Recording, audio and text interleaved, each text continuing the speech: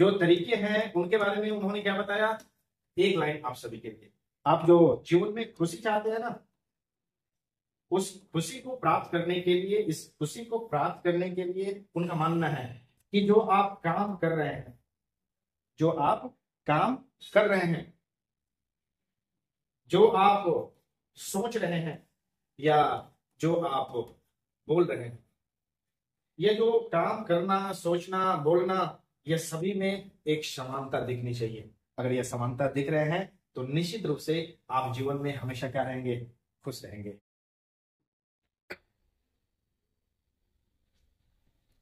Hello everyone, आ चुके हैं एक नई वीडियो लेकर के, इंडियन सिविलाइजेशन कल्चर का objective question.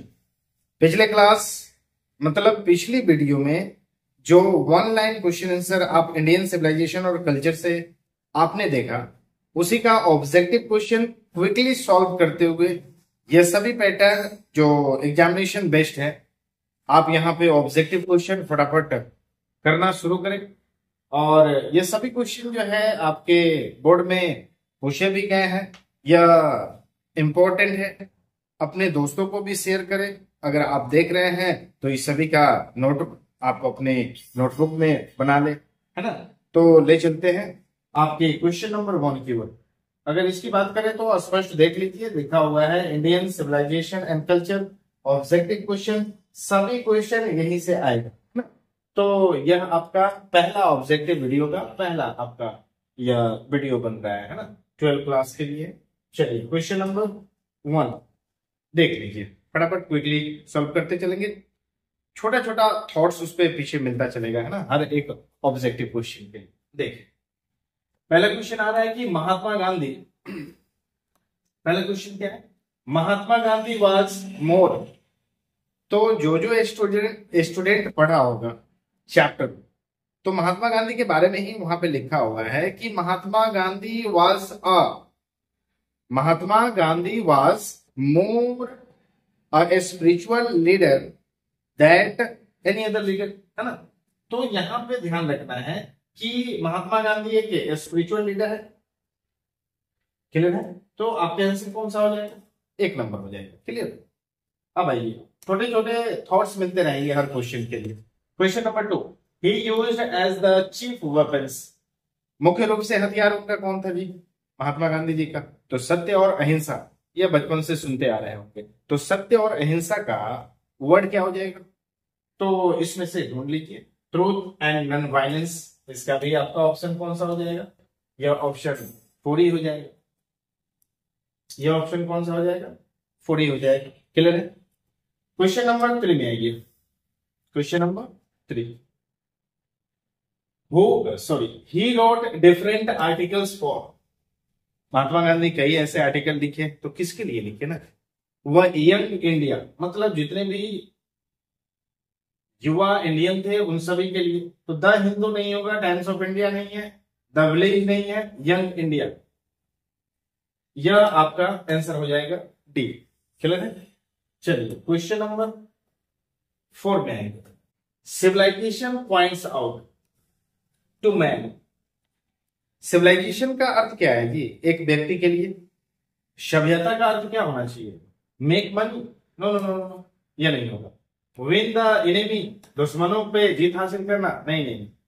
Way of living या the path of duty, way of living यह भी नहीं होगा। पाथ ऑफ ड्यूटी मतलब किसी भी कर्म को करने का जो रास्ता है ना, वह रास्ता बताता है हमारी सभ्यता। तो आंसर कौन सा हो जाएगा, सी हो जाएगा। क्वेश्चन नंबर 4 में, ठीक है, आइए। To observe morality is to attain mastery over. To observe morality is to attain mastery over. हमारे पूर्वज जो थे, पूर्वज लोगों का कहना था कि भाई अगर किसी चीज पे कंट्रोल करना है तो वह कंट्रोल आपको माइंड और पैशन पे रहना चाहिए, है ना। क्योंकि माइंड जो है एक चिड़िया की बात है, आप जितना, उसमें सेंटेंस एक लिखा हुआ है आपको पता है ना, the more it gets the more it wants.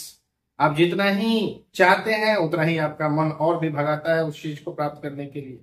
तो यहाँ पे कहा जा रहा है कि observe morality to attain mastery over, किसके ऊपर कंट्रोल होना चाहिए? तो माइंड और पैशन के ऊपर होना चाहिए। आपका ऑप्शन नंबर सी हो जाएगा। इसमें से कोई भी नहीं होगा। पॉलिटिकल एबिलिटी या आर्ट या इकोनॉमिक ग्रोथ, ये नहीं होगा। ठीक है, आइए क्वेश्चन नंबर 6 में आते हैं। क्लियर है? The mind is a restless bird which always remains, वो लाइन आ गया ना जो अभी थोड़ी देर पहले यूज किया, कि माइंड जो है एक बेचैन चिड़िया की तरह है जो हमेशा क्या रहता है? रिमेन्स, बचा हुआ रहता है, खाली रहता है। तो रिमेन्स के बाद कौन सा वर्ड आएगा? रिमेन्स अनसेटिस्फाइड, वो हमेशा असंतुष्ट रहता है ना, हमेशा असंतुष्ट रहता है। तो माइंड पे अगर कंट्रोल है तो सब चीजों पे कंट्रोल है। महात्मा गांधी जी ने यही तो बताया कि पीस क्या है? Peace it is the state of mind. Mind पे कंट्रोल मतलब शांति ही शांति। माइंड बेचैन चिड़िया की तरह मतलब बेचैन ही बेचैन, है ना। तो यह आपका आंसर कौन सा हो जाएगा? Remains unsatisfied. आइए क्वेश्चन नंबर 7 में आते हैं। Happiness is largely a, happiness किस पे डिपेंड है एकदम विस्तृत रूप में? तो वो मेंटल कंडीशन पे। आप मेंटल कंडीशन इसमें से देख लीजिए कौन सा है। तो happiness is largely a mental condition. बेचैन मन से ही है तो तब तो गड़बड़ है जी। अब मेंटली अगर पीसफुल है तो सारी कंडीशन आपके मेंटल स्थिति पे ही निर्भर कर रहा है ना। इसलिए आपका आंसर कौन सा हो जाएगा? मेंटल कंडीशन, या ए नंबर आंसर होगा। क्वेश्चन नंबर 7 में ये फटाफट देख लेते हैं। Our ancestors disordered us from, हमारे जो पूर्वज थे किन किन कामों को उन्होंने कहा कि भाई क्या यह काम नहीं करना चाहिए? तो सिंपल है, इसमें से देख लीजिए। उन्होंने किस चीज को मना करा? बोला उन्होंने लग्जरीज एंड प्लेजर्स, जितने भी भोग विलासिताओं की वस्तु है उस वस्तु से उन्होंने मना करा। क्योंकि उस बुक के माध्यम से अगर आप पढ़े होंगे तो उसमें चर्चा किया गया है कि, है ना, जो अपनी रियल लिविंग के अंतर्गत आने वाले जो भी वस्तुएं हैं, जैसे एग्रीकल्चर हो गया, हैंडमेड से बना हुआ कोई भी वस्तु हो गया, उसी का यूज करना है। कोई भी मटेरियल का यूज नहीं करना है। अगर मटेरियल का यूज कर रहे हैं तो वो कैसा हो जाएगा? तो फिर वो वेस्टर्न सिविलाइजेशन पे डिपेंड हो जाएगा। तो फिर यह अपनी इंडियन सिविलाइजेशन और कल्चर की बात ही नहीं रहेगी। इसलिए हमारे पूर्वजों ने जो लग्जरी की चीजें हैं और हैप्पीनेस की जो चीजें हैं जिसे हम मान रहे हैं, जैसे आज के डेट में मोबाइल है, कार है, ये सभी लग्जरीज वस्तुएं, तो उनसे बचने के लिए कहा गया है ना। क्वेश्चन नंबर 9 में आएंगे, है ना। People in ancient days were satisfied with, अच्छा पुराने समय में लोग किन किन चीजों से सेटिस्फाइड थे? तो देख लीजिए इसमें से। टाउन से उनको कोई मतलब नहीं था, सिटी से मतलब नहीं था, मेगा सिटी से भी कोई मतलब नहीं था। तो मतलब किससे था? तो मतलब था केवल और केवल विलेजेस से, क्योंकि सबसे ज्यादा गांव में ही तो लोग रहते थे। महात्मा गांधी जी भी तो बोले है ना कि भारत जो है गांव में निवास है। तो गांव के लोगों का कहना है कि पीपल इन एंशिएंट डेज, जो प्राचीन समय में लोग रहते थे, उनका कहना है कि हम लोग सेटिस्फाइड थे किससे? विलेज से सेटिस्फाइड। ठीक है, आइए क्वेश्चन नंबर 10 में आइए। तो our forefathers saw that kings and their swords were inferior to, Baahubali 2 movie आप लोगों ने देखा है? एक गलती हो जाता है तो सजा मिलता है। गलती किससे? बाहुबली से नहीं। तो सजा देने के लिए वहां पे कोई बंदा खड़ा होता है ना, जिसे हम लोग बोलते हैं क्या? ब्राह्मण पंडित। तो वह जो है एक पेपर निकालता है और राज्य के दृष्टिकोण से राजकुमार को भी सजा मिलता है, क्योंकि कुछ ना कुछ गलती होता है उसमें ना। तो यहां जो क्वेश्चन आ रहा है ठीक उसी से आया कि our forefathers saw that, हमारे जो पूर्वज लोग थे वो देखे कि राजा और उनके जो तलवार है, उस तलवार से भी कोई तेज धार में काम करता है और वह काम क्या करता है, और वह है कि द स्वॉर्ड्स ऑफ एथिक्स, बाकी इसमें से नहीं होगा। द स्वॉर्ड्स ऑफ एथिक्स मतलब जो नीति, जब नीति शास्त्र चलता है तो इसकी धार के सामने राजा भी नतमस्तक, और राजा के जो अपने तलवार है उसके भी नतमस्तक, है ना। तो ये चीजें ध्यान रहना चाहिए। आइए क्वेश्चन नंबर 10 में आते हैं। इन ancient days the common people forward, पुराने समय में लोग किस चीज का अनुसरण करते थे, इसमें से देख लीजिए। तो उस समय बिजनेस, नो, एक ही वर्ड यहाँ ध्यान दीजिए, फटाफट आगे बढ़िए। और वह था क्या, एग्रीकल्चर। एग्रीकल्चर पे लोग ध्यान देते थे, है ना, पुराने समय में। क्वेश्चन नंबर 12 में ये तो the tendency of Indian civilization is to elevate, जो भारतीय सभ्यता है उस भारतीय सभ्यता की टेंडेंसी कैसी रही है, इसमें से देख लीजिए। अनैतिक रहा है, नहीं, यहां है मोरल बीइंग्स, नैतिकता से भरा हुआ, है ना, मोरल बीइंग्स नैतिकता से भरा हुआ। और आज भी तो यही है ना, अतिथि देवो भव, कहीं से भी अगर कोई व्यक्ति पहुंचता है दरवाजे पे तो उन्हें खाली नहीं लौटाया जाता है। यही हमारी संस्कृति सभ्यता जो पूर्व से चलती आ रही है और आज भी वो बरकरार है। तो हमारी इंडिया की टेंडेंसी क्या है, मोरल बीइंग्स है, नैतिकता पे डिपेंड है ना। क्वेश्चन नंबर देखिए तो यहां से आते हैं, मॉडर्न सिविलाइजेशन, मॉडर्न सिविलाइजेशन कुछ बैठा होगा देखिए। हाँ, तो modern civilization is the worship of, अब यहां पे आकर के जानना जरूरी है कि भाई मॉडर्न सिविलाइजेशन किस पर डिपेंड है, वह किस चीज का पूजा करता है। तो दिया हुआ है इसमें, क्या वो एथिक्स को मानता है, नहीं, मटेरियल को, मटेरियल को। तो चैप्टर में आपको बताया गया है, चैप्टर में आपको बताया गया है कि भाई मॉडर्न सिविलाइजेशन किसको बोलेंगे, तो भाई जो मटेरियल को बढ़ावा देगा उसको मॉडर्न सिविलाइजेशन बोलेंगे, जो एथिक्स को, मोरल बीइंग्स को बढ़ावा देगा उसे हम क्या बोलेंगे, इंडियन सिविलाइजेशन बोलेंगे, है ना। तो इंडियन सिविलाइजेशन में मोरल बीइंग्स, एथिक्स पे निर्भर होता है, और मॉडर्न सिविलाइजेशन में मटेरियल पे निर्भर होता है। ये चीजें ध्यान रखें। 13 के बाद 14 नंबर क्वेश्चन में आते हैं। Indian civilization and culture has been written by, आप ही बताइए कि इंडियन सिविलाइजेशन और कल्चर किसके द्वारा लिखा गया है। तो शॉर्ट फॉर्म में यहां देख लीजिए, एम गांधी, फुल फॉर्म में महात्मा गांधी हम लोग बोल सकते हैं, कोई दिक्कत नहीं। 15 नंबर क्वेश्चन में देखिए तो what is that modern civilization, it is the worship of, what is that modern civilization and it is the worship of.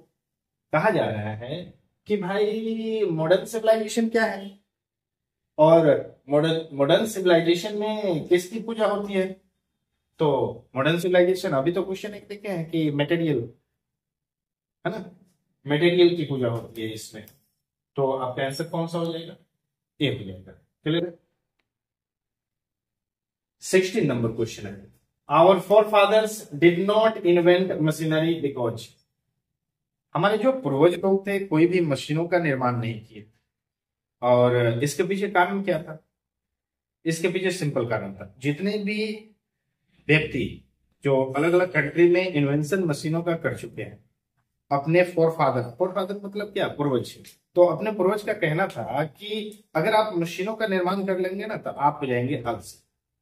इसलिए अपने पूर्वजों का मानना था कि आपके पास जो प्राकृतिक रूप से सुविधाएं मिली हुई है, बैल मिला हुआ है, खेत मिला हुआ है, आप बैल लेकर के जाए खेत में, अपना हल चलाए, वहां से अपना मेहनत करे, हाथ पांव चलते रहना चाहिए, मशीनों पर डिपेंड नहीं होना चाहिए, सीधी सीधी अगर बात में कही जाए तो, है ना। तो did not invent machinery because they knew we would become slaves, they knew would become happy.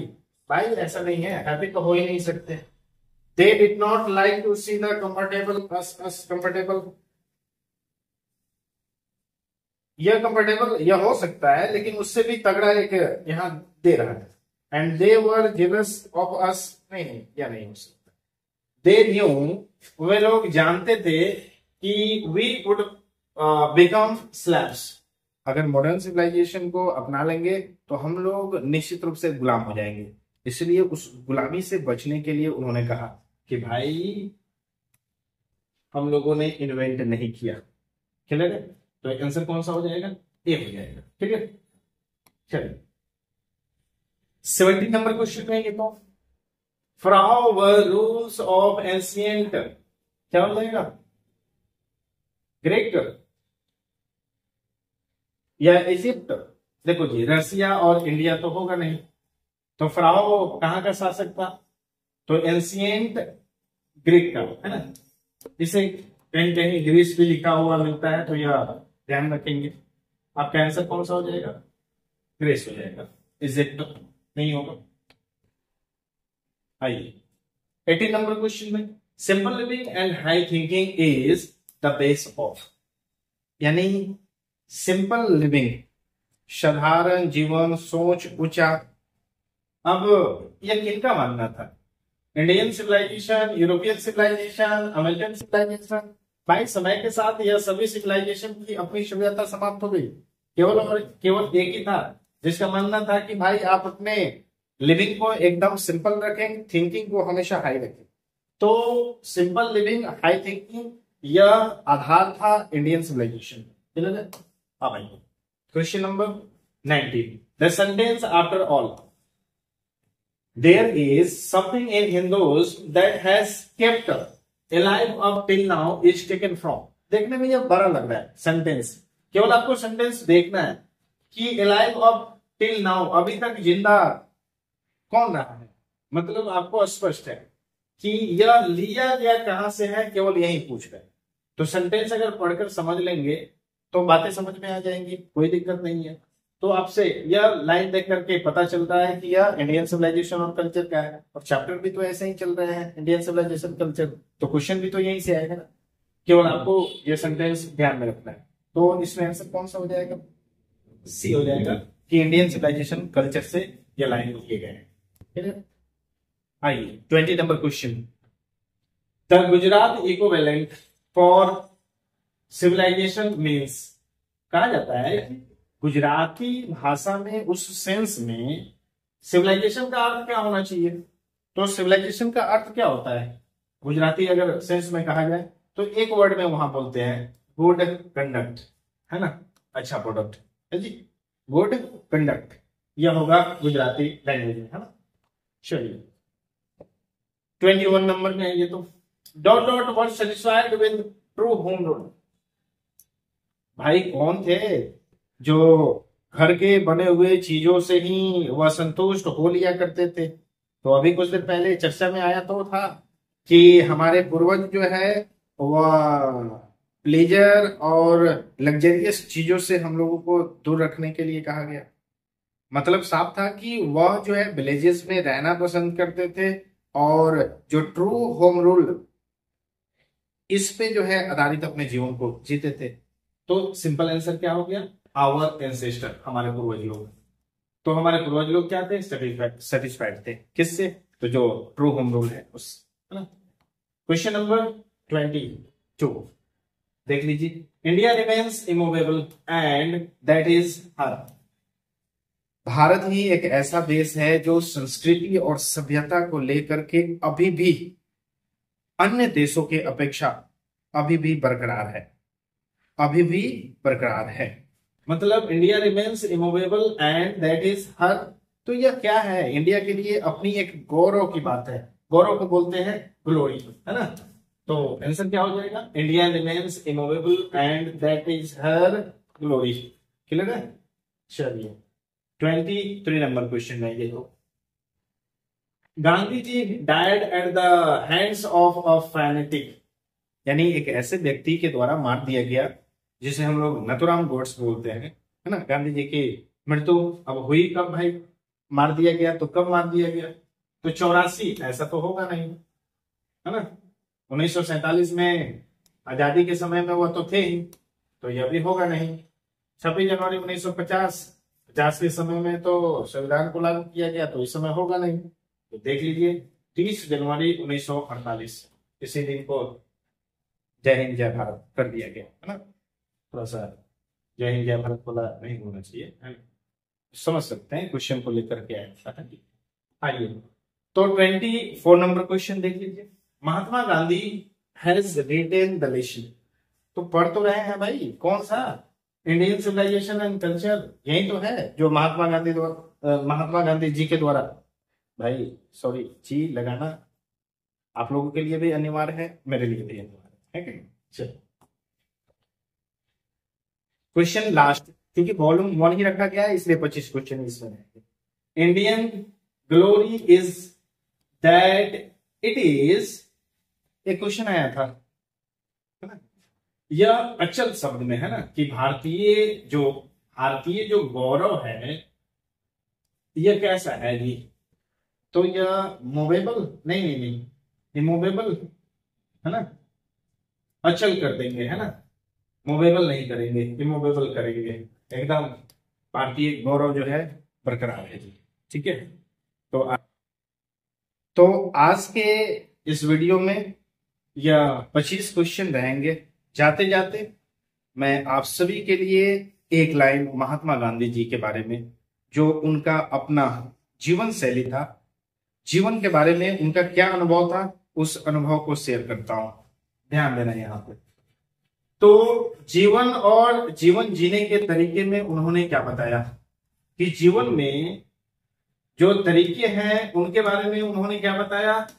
एक लाइन आप सभी के लिए, आप जो जीवन में खुशी चाहते हैं ना, उस खुशी को प्राप्त करने के लिए, इस खुशी को प्राप्त करने के लिए उनका मानना है कि जो आप काम कर रहे हैं, जो आप काम कर रहे हैं, जो आप सोच रहे हैं या जो आप बोल रहे हैं, ये जो काम करना, सोचना, बोलना, ये सभी में एक समानता दिखनी चाहिए। अगर ये समानता दिख रहे हैं तो निश्चित रूप से आप जीवन में हमेशा क्या रहेंगे? खुश रहेंगे, है ना? तो मिलते हैं फिर एक नई वीडियो में। तब तक के लिए आप सभी को ही रखें अपना ध्यान, पढ़ते रहे, हमेशा आगे बढ़ते रहे। धन्यवाद।